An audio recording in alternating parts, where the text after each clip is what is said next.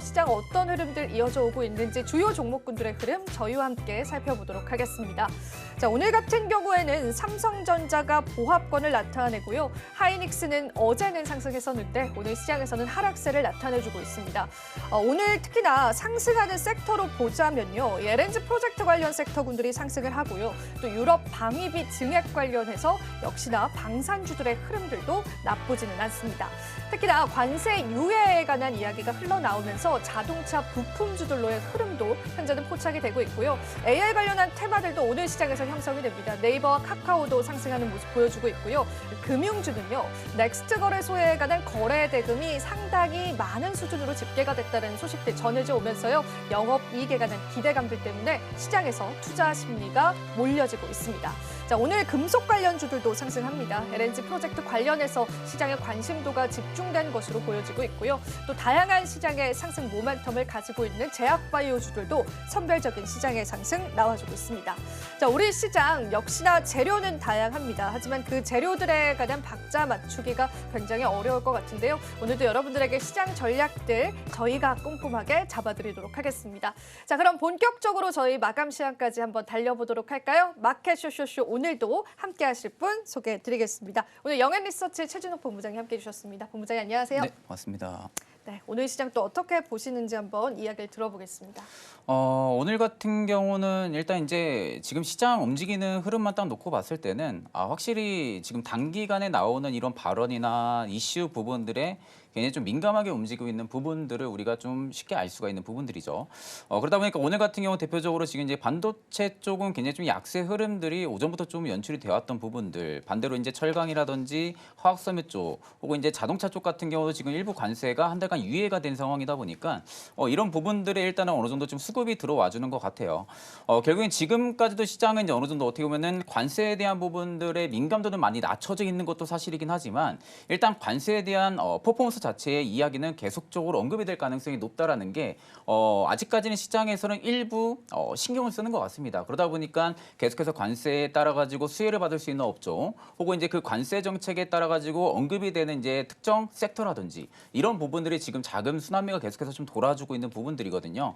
그래서 오늘 같은 경우는 일단 코스닥 같은 경우는 외국인이나 기관이 좀 매도세가 나와주고 있는데 반대로 코스피 같은 경우는 외국인과 기관이 좀 매수세가 좀 들어와주고 개인들이 좀 매도세를 해주고 있는 부분들이고요. 그럼 오늘 시장만 딱 놓고 봤을 때는 상대적으로 지금 코스피 쪽에 자금이 일부 들어와 준다라는 것은 밸류상에 대한 부분들에 있어가지고 일부 관세에 대한 부분들이 시장에 민감도가 많이 낮춰져 있다라고 하게 되면은 여기서 크게 빠지지 않을 가능성이 높다라는 그런 베팅들이 좀 많이 들어와 주는 것 같습니다. 그러면서 전반적으로 트럼프 2기 행정부에서 충분히 수혜를 받을 수 있는 섹터의 순환매 자금들이 계속해서 지금 조성이 되고 있는 모습으로 좀 판단을 하고 있기 때문에 일단 이제 앞전에 저번 주에도 말씀드렸다시피 지금은 이제 기간 조정이 좀 들어가지고 있는 상황이라고 좀 말씀을 드렸었죠. 저번 주에 일부 이제 기간 조정이 들어가주면서 ADR 수치도 일단은 조금 내려와 있는 상태입니다. 그렇기 때문에 일단 여기서부터는 공격적인 베팅보다는 조금씩 내가 관심이 있어하는 기업들이 이제는 눈에 보인다라고 하게 되면은 조금씩은 일단은 매수로 좀 받쳐줘도 나쁘지 않지 않을까 그렇게 보고 있는 상황입니다. 네, 지금의 시장에서도 우리가 기회를 찾아볼 수 있을 것 같습니다. 오늘 환율 쪽으로도 좀 여쭤보고 싶은 부분들이 있는데요. 일단 지금 현재 원달러 환율은 좀 하락 추세를 나타내고 있는데 환율에 관한 불안정한 느낌들은 여전히 시장에 있는 느낌입니다. 오늘의 환율 상황과 앞으로의 환율 상황들을 좀 어떻게 보실까요? 일단 이제 환율 같은 경우 지금 1,442원대를 유지를 하고 있는데 가장 베스트는 1,429원대를 좀 깨주냐 안 깨주냐가 가장 좀 핵심이라고 보고 있어요. 일단은 지금 환율대만 유지만 해도 고환율로 좀 볼 수가 있는 부분들이잖아요. 고환율이라고 하게 되면 결국 우리가 이제 여기서 우려를 할 수 있는 부분들은 외국인들의 자금 유출을 걱정을 할 수밖에 없습니다. 워낙 환율이 지금 높은 상황이다 보니까 환차익을 충분히 볼 수가 있는 구간들이잖아요. 그러다 보니까 외국인들의 자금 유출에 대한 부분들을 우리가 우려를 할 수가 있는데 지금 이제 시장에 움직이는 수급이나 수급에 대한 부분들이 들어와 주는 것만 놓고 보면은 아직까지 환율에 대한 부분들이 신경을 많이 안 쓰는 것 같습니다. 외국인들의 자금이 유출에 대한 속도가 좀 가파르지가 않고 오히려 유입이 지금 된다든지 혹은 개선이 되는 업종들도 지금 많이 보여지고 있는 상황이다 보니까 환율에 대한 부분들로 자금 유출을 그렇게 크게는 걱정할 필요는 없다고 보고 있는 상황이고 일단 환율이 이렇게까지 요동치는 부분들은 딱 한 가지죠.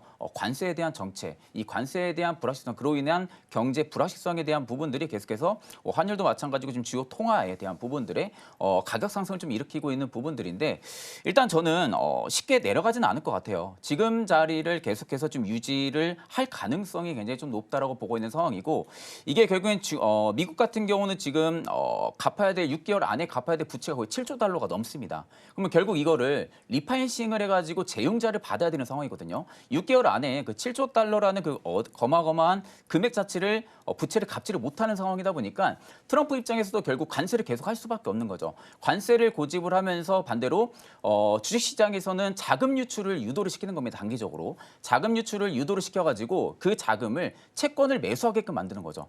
채권을 매수를 한다고 하게 되면은 우리가 통상적으로 10년물 국채가 내려가겠죠. 그럼 10년물 국채가 금리가 하락을 하게 된다고 하게 되면은 트럼프 대통령이 지금 말하고 있는 이기 행정부에서 말하는 부분들이 이자 4% 이상까지는 재용자를 지금 원하지가 않는 상황이에요. 그럼 결국 4% 아래까지 금리를 떨어뜨려놔야 재용자를 다시 또 신청을 할 수 있는 부분들이다 보니까 채권 매수를 좀 유도를 시키는 것 같아요. 안전자산 쪽으로 지금 매수 자금을 좀 유도를 시켜가지고 10년물 국채를 좀 다운을 시키고 그러면서 일단은 본인이 원하는 그 정책 모션에 맞게끔 지금 수차적으로 움직이고 있는 부분들인데 이게 이제 결론적으로 말씀드리게 되면은 주식시장이나 아니면 이제 금융시장 쪽을 바라봤을 때는 단기간 분명히 아플 수밖에 없는 상황입니다. 지금이. 아플 수밖에 없는 상황이지만 이 기조 자체가 길게는 가지 않을 가능성이 높다는 거죠.